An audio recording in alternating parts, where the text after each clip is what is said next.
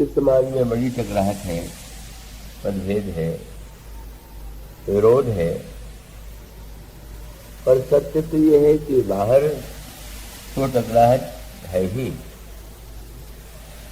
पर यह टकराहट तो हमारे आपके हृदय में ही है, हमारे आपके अंतःकरण में ही है। और इसका अभिप्राय यह है कि बुद्धि से हमें कुछ और ठीक लगता है, मन हमारा और किसी दिशा में जाना चाहता है। चित्त के रूप में जो हमारे जीवन के पूर्व जन्मों के संस्कार हैं, वो हमें और किसी दिशा में धकेलने की चेष्टा करते हैं। और हमारे जीवन का जो अहम है, अहंकार है, तो वो भी सारे सत्कर्मों के बाद अहंकार ग्रस्त हो जाता है, व्यक्ति अभिमानी हो जाता है। और अभिमान के लिए दूसरा शब्द है मद। जैसे एक अच्छा खासा व्यक्ति भी जब शराब पी लेता है तो विवेक खो बैठता है। इसी प्रकार से जब अहम के रूप में मद व्यक्ति पी लेता है तो वो अपना विवेक खो बैठता है। तो ये हमारे अंतःकरण का ही अंतर्द्वंद है जो बाहर जीवन में, समाज में दिखाई देता है। तो जागते रहिए, अभी प्रारंभ ही हुआ। और अगर आप निद्रा की दिशा में जाएंगे तो मेरे लिए तो थोड़ा सा संकोच हो जाएगा। तो हमारे आपके अंतःकरण का जो संघर्ष है, कुछ सोचना, कुछ करना, और चाह करके भी जैसे हम जो कुछ कर रहे हैं कभी अप्रत्याशित रूप से कुछ और कर बैठते हैं। ये जो मन, बुद्धि, चित्त और अहंकार, इसे हमारे शास्त्रों ने 4 नाम दिए हैं, इनका स्वर्ण का विभाजन करते हुए इसका समाधान जो है विवाह के माध्यम से देने की चेष्टा की गई। और ऐसे रूप में प्रस्तुत किया गया कि पढ़ने वाला आनंद ले ले। का लोग उन प्रसंगों को पढ़ के झूमते हैं, बड़े आनंदित होते हैं, नृत्य करते हैं। तो ये भी एक आनंद लेने की पद्धति तो है, लेकिन उस आनंद के अंतराल में जो रहस्य हैं, अगर हम उसे नहीं समझ पाते तो ये तो नाच कूद जो है वो संसार में जो अन्य विवाहों में भी हो जाता है, नर्तकों के द्वारा भी हो जाता है। और इस दृष्टि से आपने वह सूत्र ध्यान में रखा होगा कि पुत्र वाटिका के द्वारा मन की समस्या का समाधान दिया गया। ये जो मनोज है, मनोज शब्द आपने सुना होगा, कामदेव का पर्यायवाची है। काम के लिए कहते हैं कि उसका जन्म मन से होता है। तो मनुष्य के जीवन में मन की विलक्षण क्षमता है, क्योंकि शरीर और इंद्रियों के द्वारा हम और आप जो कार्य करते हैं वो तो प्रत्यक्ष दिखाई देता है, और इसके पीछे जो मन है वह तो निराकार है, उसकी तो कोई आकृति नहीं। और वो जिस तरह से व्यक्ति को अपनी इच्छा के अनुकूल चलाता है, तो हम उस पर प्रहार भी करना चाहे तो साकार हो तो न प्रहार करे, साकार हो तब न लड़े, निराकार से कैसे लड़े। और तब क्या उपाय है इसका?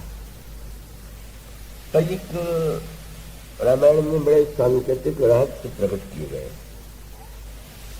तो श्री राम का नाम राम शब्द उनके लिए, और दूसरी ओर है काम। तो राम और काम ऐसा जान पड़ता है कि जैसे परस्पर विरोधी। पर ये श्री रामचरितमानस में स्पष्ट करने की चेष्टा की गई कि राम और काम विरोधी भी हो सकते हैं और राम और काम में एक सामंजस्य भी हो सकता है। तो उसका अभिप्राय ये हुआ कि जब भगवान श्री राम वाटिका में जाते हैं, आप मन में उसका ध्यान कीजिए, हृदय में उसका ध्यान कीजिए, तो सारा दृश्य बड़ा श्रृंगारिक है। सारा दृश्य जो है वो श्रृंगार के रंग रस में वो सब प्रोते हैं। और श्रृंगार रस के सामने एक समस्या का एक और जो है, साहित्य में 9 रस है, पर उन 9 रसों में से 2 रसों को सबसे अधिक महत्व दिया गया और वो रस है श्रृंगार और करुणा। कुछ लोगों की मान्यता है कि 9 रसों में सबसे प्रधान करुणा रस और बहुमत यह स्वीकार करता है कि श्रृंगार जो है वो रसराज है, समस्त रसों का राजा। तो अब ये जो करुणा का पक्ष है वो उसका अपने आप में महत्व है, पर यूं अगर विचार करके देखें तो सचमुच श्रृंगार जो है वो तो प्रत्यक्ष रूप से रसराज दिखाई ही देता है। वो व्यक्ति के मन को श्रृंगार जितने शीघ्रता से आकृष्ट कर लेता है का अपनी दिशा में ले जाता है और कोई रस उतना उस व्यक्ति को आकृष्ट नहीं करता। तो अब जब गोस्वामी जी ने एक बड़ा सुंदर रूपक लिखा है, अब आप देखते रहेंगे तो उसका थोड़ा सूत्र ले सकेंगे, आनंद ले सकेंगे। श्री सीता जी का सौंदर्य, अब सौंदर्य तो संसार में अनेक स्त्री पुरुषों में दिखाई देता है और जहां सौंदर्य होता है वहां व्यक्ति की दृष्टि जाती है, इसकी ओर आकृष्ट होता है। किसी के मन में कलुष होता है, किसी के मन में उतना कलुष नहीं होता है।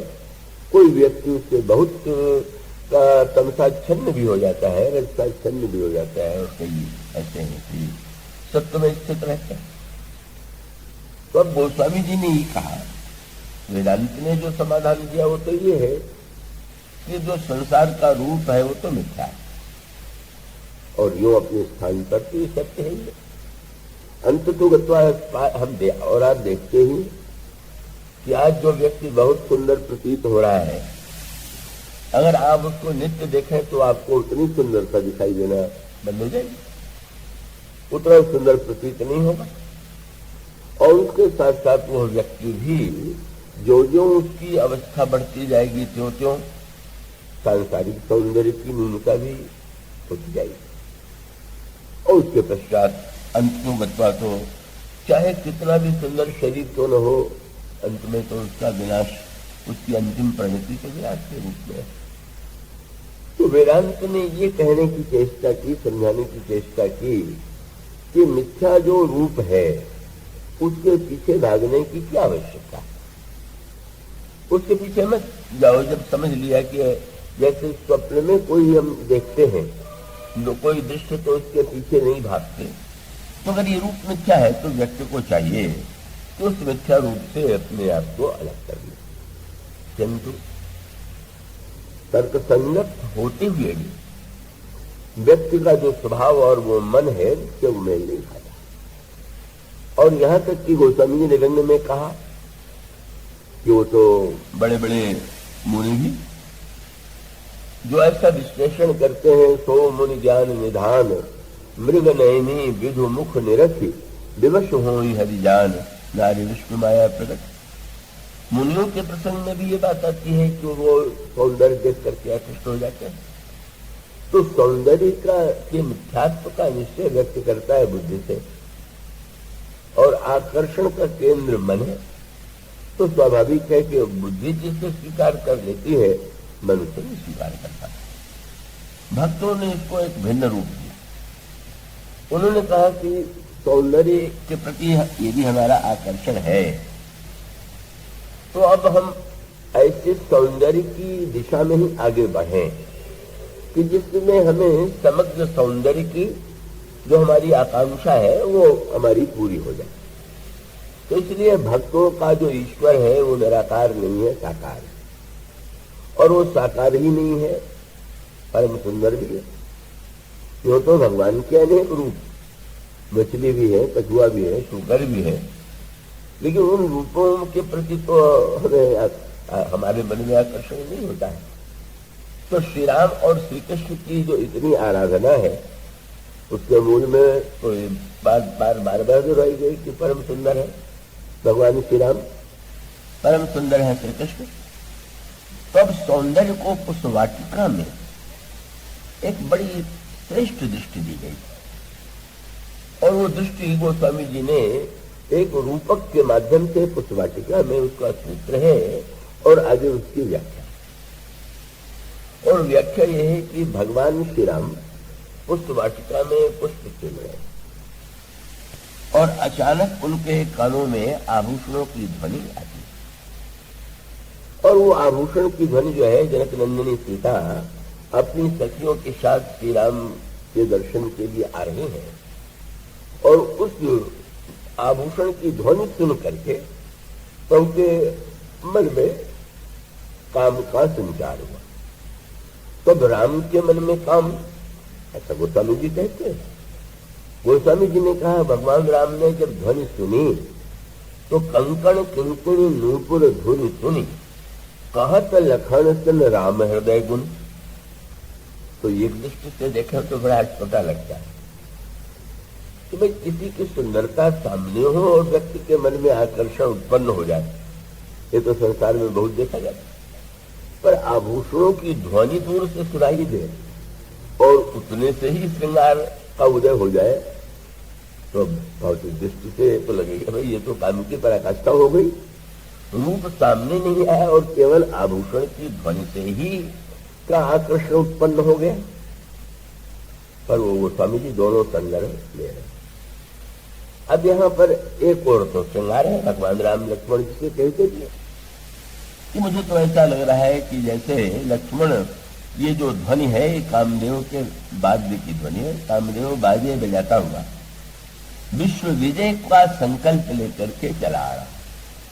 तो इस श्रृंगारमयी कविता है। श्री राम भगवान राम ने जो पहली कविता की अपने चरित्र में वो श्रृंगार रस की। अयोध्या में तो प्रभु कवि नहीं, वहां तो जो कुछ कहते हैं वो गद्य में कहते हैं, वो जो भाषा है वो उसकी भाषा है। पर जो काव्य की सृष्टि होती है वो तो वाटिका में होती है और वो भी श्रृंगारमयी काव्य की सृष्टि है। और उसके श्रोता कौन है? लक्ष्मण। बड़ी अद्भुत बात है। भगवान राम के श्रृंगार के दो श्रोता, संयोग श्रृंगार के श्रोता लक्ष्मण और वियोग श्रृंगार के श्रोता हनुमान जी। श्रोता भी प्रभु ने क्या लक्षण चुने। हनुमान जी जो बाल ब्रह्मचारी है, जिनका श्रृंगार और काम से दूर का भी नाता नहीं है, और लक्ष्मण जी जो है का उनका विवाह भी है, लेकिन इतना होते हुए भी उन्हें तो जब देखा गया तो वैराग्य के रूप में देखा गया। लखन राम सीता सहित राजित पर्ण कुटीर है, भगत ज्ञान वैराग्य जन सोहत धर शरीर। और दिखाई भी देता है जीवन में कितना तीव्र वैराग्य है, कोई आकर्षण नहीं। और वर्णन कितना मधुर है कि भगवान श्री राम का जब जनक नंदिनी से वियोग हुआ तो उस समय भी बसंत, उस वाटिका में भी बसंत है, और जब जनक नंदिनी से वियोग होता है तो भी बसंत का आगमन हुआ। तो बसंत को देख करके प्रभु ने वहां पर भी कविता की और करुणा की कविता की, और उन्होंने कहा कि लक्ष्मण ये बसंत के आगमन को तुमने देखा? हाँ महाराज। तो ये बसंत क्यों आया हुआ है? तो वहां भी प्रभु ने कामदेव के युद्ध का संकेत किया। उनका कामदेव जो है वो सेना ले करके, कामदेव का सेनापति काव्य में बसंत को माना जाता है, तो बसंत के सेनापतित्व में काम आक्रमण करने के लिए ये सारा समाज लेकर के आ रहा था। लक्ष्मण जी ने कहा कि आ रहा था? हाँ लक्ष्मण। काम ने सोचा कि राम को हराने का इससे कोई बढ़िया अवसर नहीं होगा, तो जो शक्तिशाली होता है उससे हराना तो असंभव होता है, और यदि श्री राम इस समय शक्तिहीन है तो उनको हराने में क्या कठिनाई? तो शक्ति तो नहीं है, तो सीता जी उनकी शक्ति है। तो लक्ष्मण ये सोच करके कि राम शक्तिहीन है, विरह में उनकी शक्ति समाप्त हो गई है, वो आक्रमण करने के लिए आ रहा था, लेकिन रुक गया। लक्ष्मण जी ने पूछा, आ रहा था और रुक गया, क्या अभिप्राय है प्रभु? प्रभु ने कहा कि पहले उन्होंने पूरा जितना वसंत का दृश्य है उसका पूरा सेना के रूप में वर्णन किया। हाथी भी है, घुड़सवार भी है। तो वहां जो भौरे बोल रहे हैं तो भगवान कह रहे हैं कि मधुकर मुखर भेरी सहनाई, ये भेरी और सहनाई बज रही है।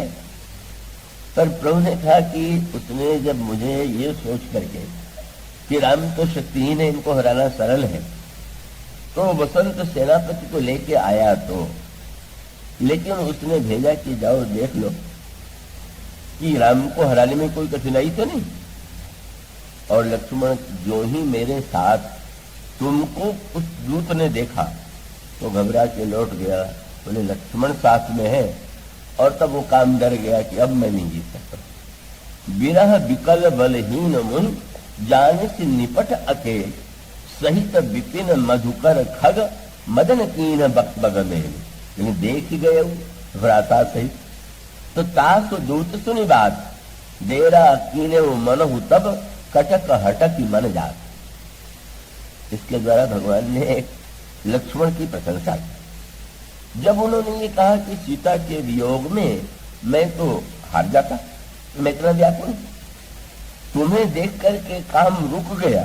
अभिप्राय क्या कि जब मैं वियोग में सीता के अत्यंत व्याकुल हो रहा हूं और जब मेरी दृष्टि तुम्हारे ओर जाती है कि अभी तो यहाँ 2-4 दिन के वियोग में मेरी ये दशा है और 14 वर्ष के वियोग में भी तुम्हारे अंतःकरण में कोई रंच मात्र व्याकुलता नहीं है, तो मुझे लज्जा आती है कि मैं लक्ष्मण का बड़ा भाई होने के नाते मुझ में भी तो कम से कम कुछ धैर्य होना चाहिए।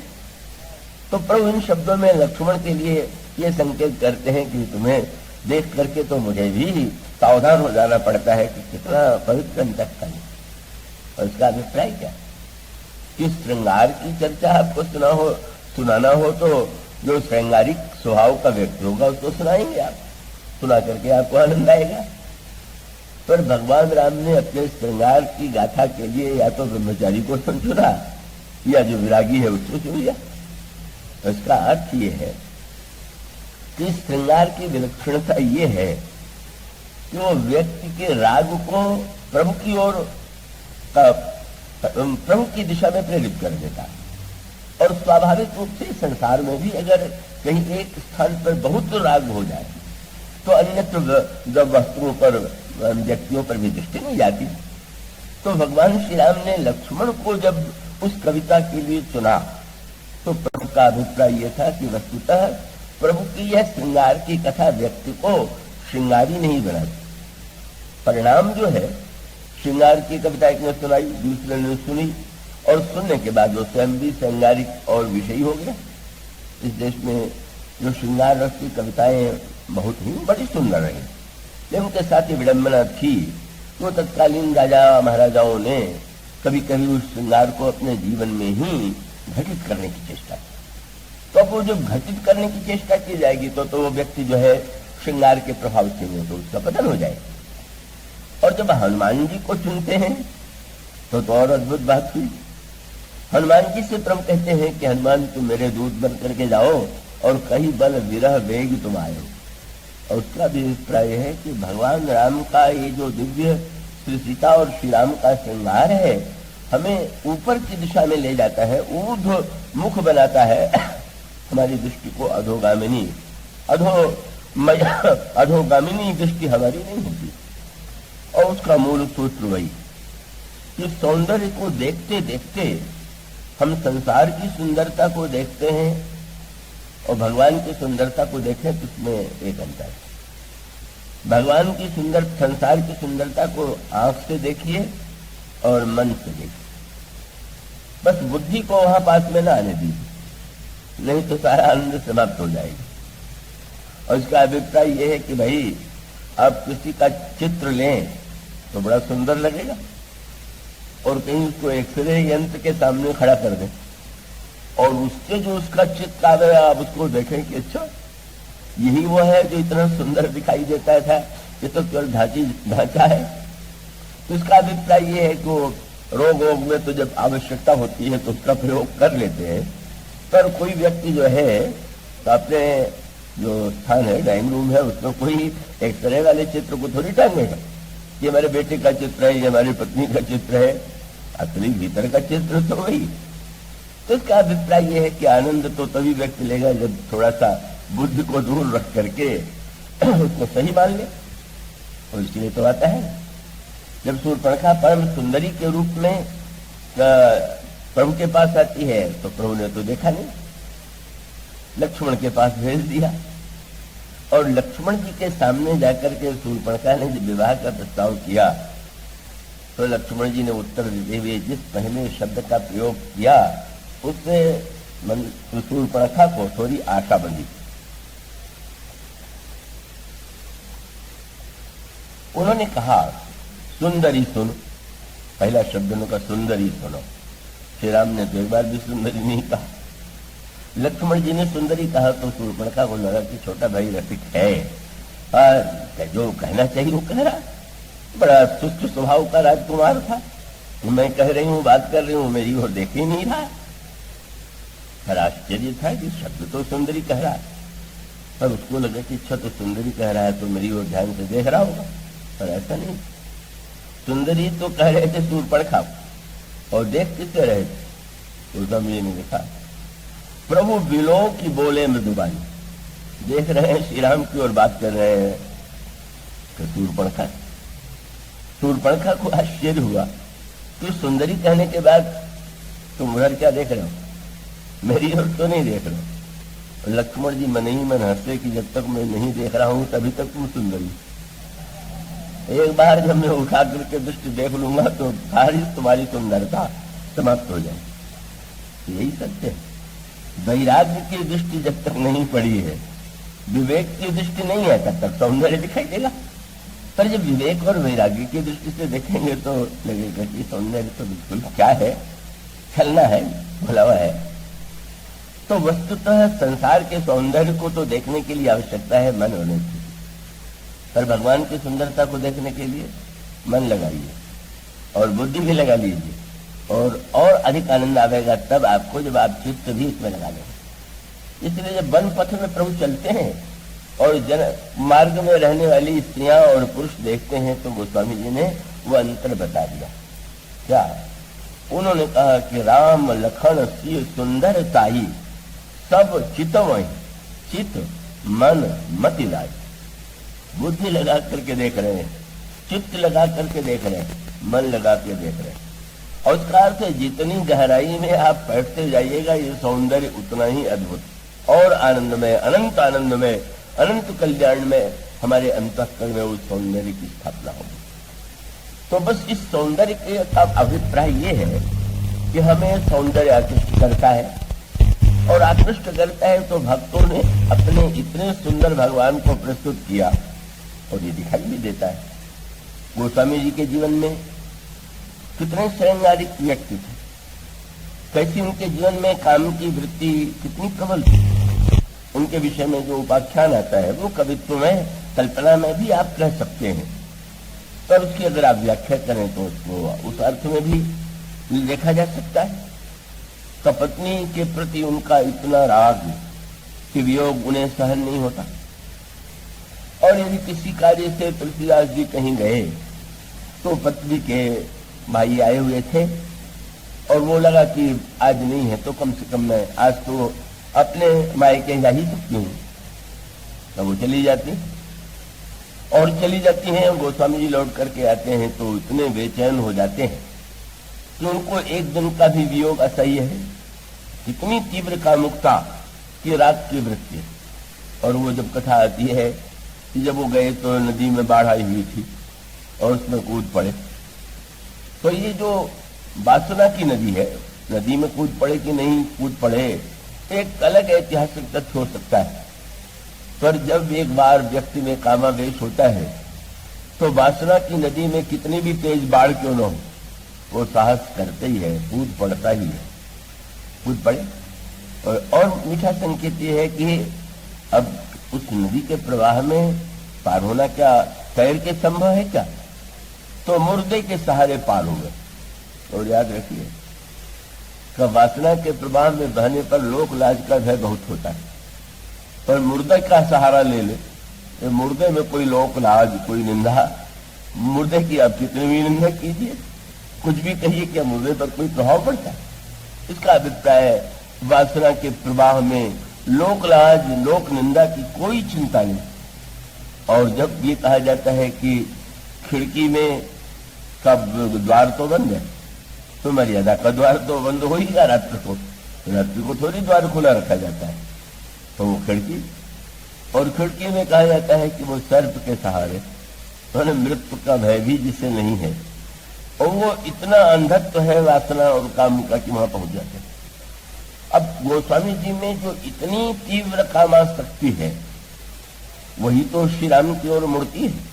ऐसा तो नहीं कि गोस्वामी जी को ऐसे व्यक्ति थे कि वो बहुत प्रारंभ से साधक रहे हों और भगवान को पाने के लिए व्यग्र रहे हों, ऐसी कोई बात नहीं। और ये उसका अभिप्राय केवल इतना ही है।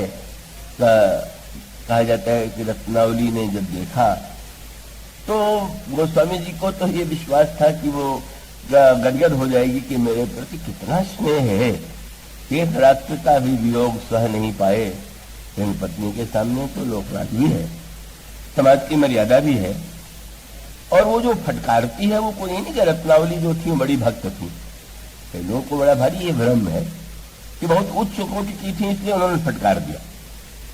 ये कहने में केवल एक अतिशयोक्ति है कि रत्नावली को तो वस्तुतः ये लगा कि लोग हमारे परिवार के वो लोग जब सुनेंगे तो क्या कहेंगे, कि क्या कहेंगे का भय उन्हें उनके मुंह से कठोर शब्द कहलवा देता है। तो ये कठोर शब्द कहला देने पर जो फटकार दिया, या ये जो कहा जाता है कि उन्होंने कह दिया कि आपके मेरे शरीर में जितनी ममता है अगर वो राम में होती तो आप धन्य हो जाते। तो श्री राम में की ओर होती ये कहते समय उनकी इच्छा ये नहीं थी कि ये सब कुछ छोड़ छाड़ करके साधु हो जाए, बिल्कुल कहीं से इच्छा नहीं। उसका अभिप्राय तो ये था, तात्कालिक रूप से कह दिया कि क्योंकि प्रारंभ में गोस्वामी जी का एक ऐसे रूप में थे कि जिसमें का एक श्रेष्ठतम संस्कार थे, तो उसको ध्यान आ गया। इसीलिए मुझे स्मरण आता है कवित्री शांति देवी है, हमारे यहाँ भी कोई एक कवि है, मैं नाम भूल रहा हूँ, उन्होंने रत्नावली पर बहुत सुंदर लिखा। मैं भी सुनता हूँ तो आनंद लेता हूँ, बहुत अच्छा लगता है। उसमें रत्नावली की स्तुति है कि रत्नावली कितनी महान।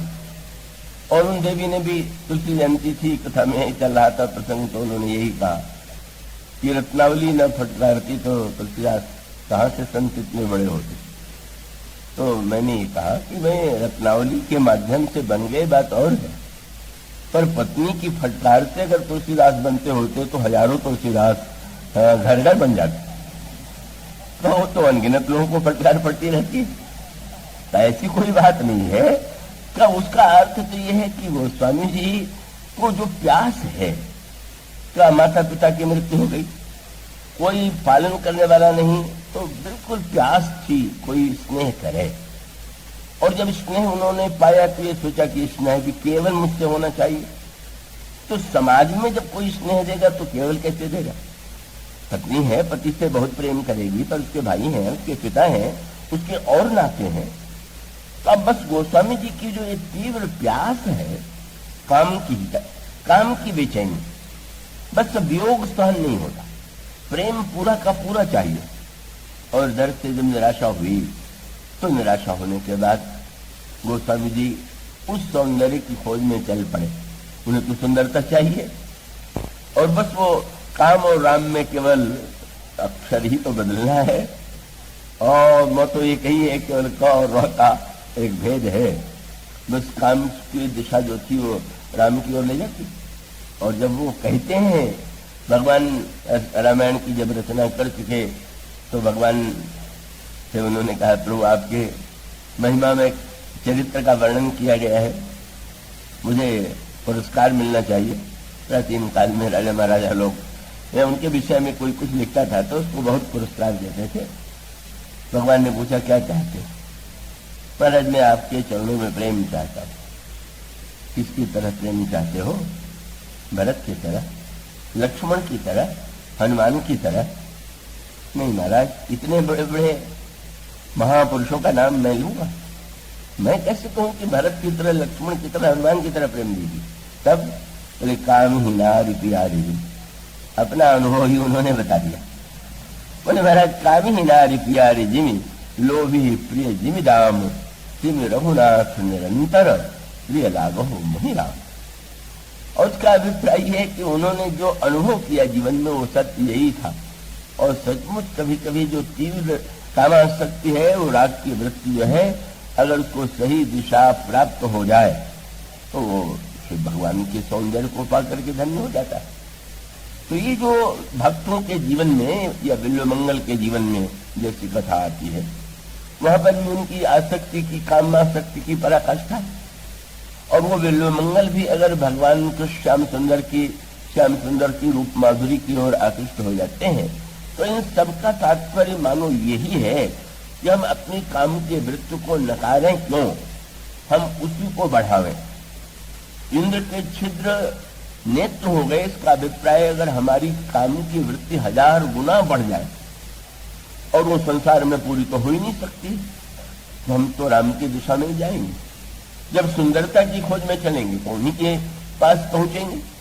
इसलिए गोस्वामी जी कहते हैं कि श्रृंगार का ही आनंद लेना है तो श्री राम के श्रृंगार का आनंद लीजिए, श्री राम के सौंदर्य का आनंद लीजिए।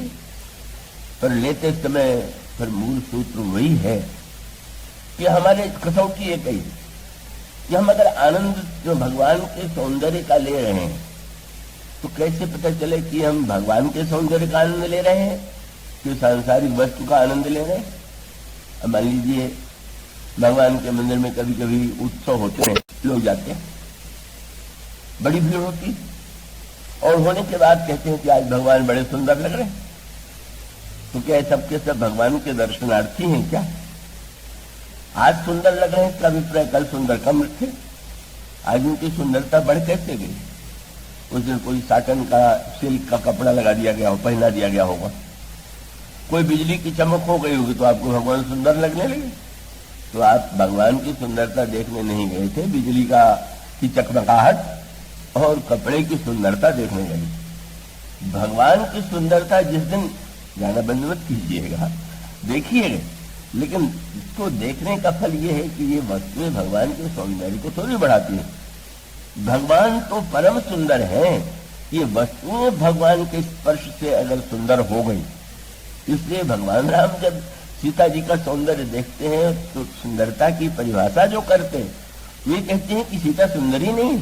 तब बोले सुंदरता कहाँ सुंदर करें, ये सुंदरता को सुंदर बनाती है।